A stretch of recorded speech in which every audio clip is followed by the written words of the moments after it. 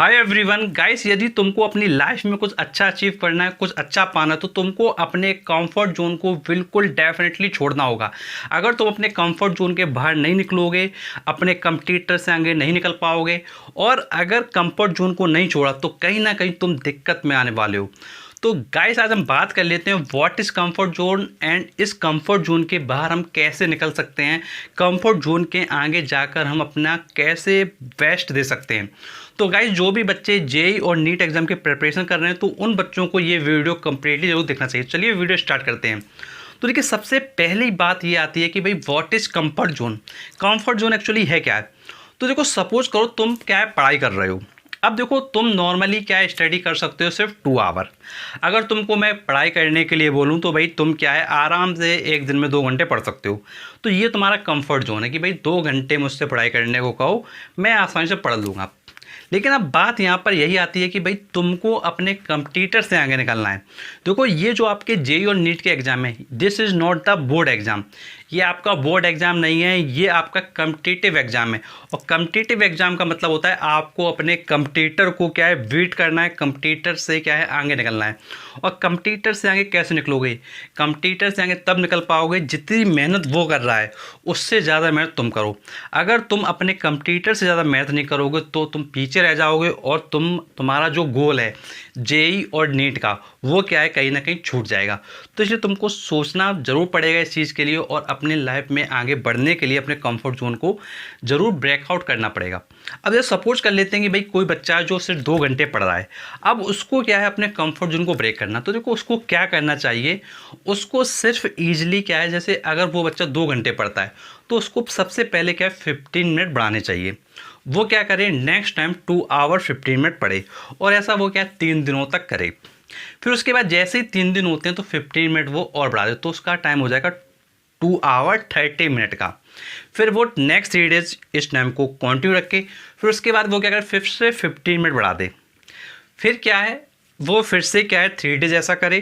फिर उसका फिर से वो 15 मिनट बढ़ा दे, तो उसके बच्चे के क्या है टोटल 1 घंटे का समय बढ़ जाएगा, मात्र और मात्र ओनली 12 डेज में। मतलब 12 डेज में उसका जो टाइम है वो 1 आवर का वो बढ़ा सकता है। अब देखो, इसको क्या है धीरे धीरे करना है। अगर तुम सोचते हो कि भाई 2 आवर से तुम डायरेक्टली 6 आवर में पहुंच जाओगे, तो भाई ये करना काफ़ी ज़्यादा डिफिकल्ट है।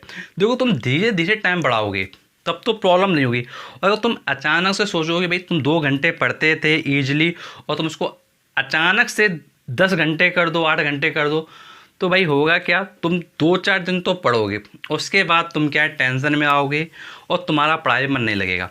तो इसलिए तुम अगर टाइम को धीरे धीरे छोटे छोटे ब्रेक में बढ़ाओगे तो फिर टाइम भी बढ़ जाएगा और आपको पता भी नहीं चलेगा। अब देखो, ये जो प्रोसेस है इसको आपको क्या धीरे धीरे आगे बढ़ाना है। अगर आप ये सोचते हो कि मैं अचानक से बढ़ा दूँ, अचानक से बढ़ा तो दोगे, ऐसा नहीं कि नहीं बढ़ा पाओगे, अचानक से बढ़ा तो दोगे, लेकिन होगा क्या, आप 2 दिन पढ़ोगे, 3 दिन पढ़ोगे, 4 दिन पढ़ोगे, अपने आप को आप पुश करोगे। तो कुछ ही बच्चे क्या अपने आप को इतना अचानक से पुश कर पाते हैं, अदरवाइज ज़्यादातर बच्चे क्या पुश नहीं कर पाते हैं।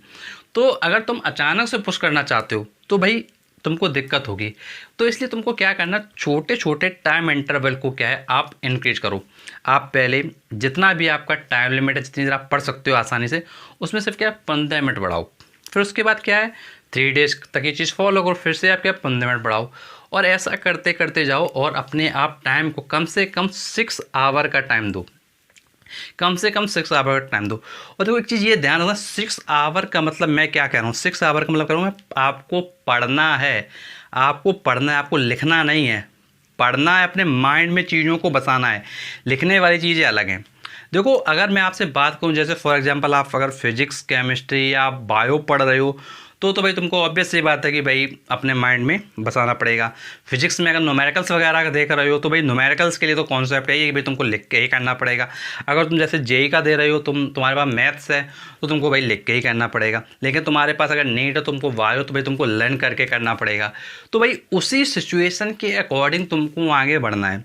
अगर तुम उसी सिचुएशन को देखोगे और उसी के अकॉर्डिंग करोगे तो फिर डेफिनेटली ग्रो करोगे।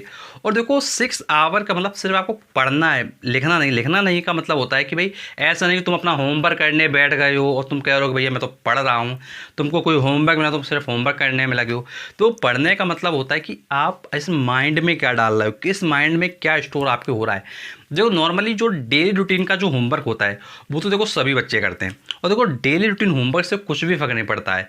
मेन चीज़ ये है कि आप होमवर्क करें बट उसके साथ में कुछ चीज़ें एक्स्ट्रा अपने माइंड में डालते रहें, और डेली आप क्या 6 आवर अपने माइंड को केवल लर्न करने के लिए दोगे, तो फिर सिलेक्शन के टुवर्ड्स क्या है आप मूव करोगे। जेई और नीट एग्जाम क्या है आपके आसानी से क्रैक हो जाएंगे।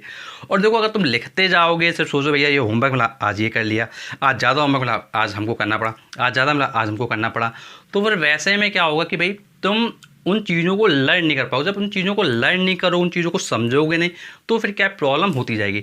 तो इसलिए तुमको अपने कंफर्ट जोन के बाहर निकलना है, लेकिन धीरे धीरे चलना है, स्टेप बाय स्टेप चलना है। और स्टेप बाय स्टेप चलोगे तो डेफिनेटली कंफर्ट जोन के बाहर निकल आओगे।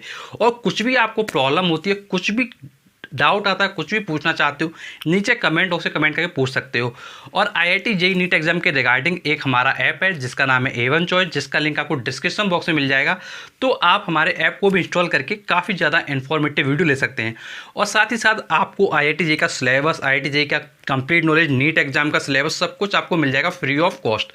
तो आप क्या है डिस्क्रिप्शन बॉक्स में जाके जरूर जो आपको ऐप का लिंक है उसको आप क्या है जरूर इंस्टॉल कर लें। और कोई भी प्रॉब्लम आती है तो नीचे कमेंट बॉक्स में कमेंट करके पूछें। और ऐसे वीडियो देखने का आप चैनल के साथ जुड़े रहिए, चैनल को सब्सक्राइब करें, नोटिफिकेशन दबा दें, क्योंकि आपके लिए हम और भी ऐसे लेटेस्ट वीडियो लाते रहेंगे। Thanks for watching our video.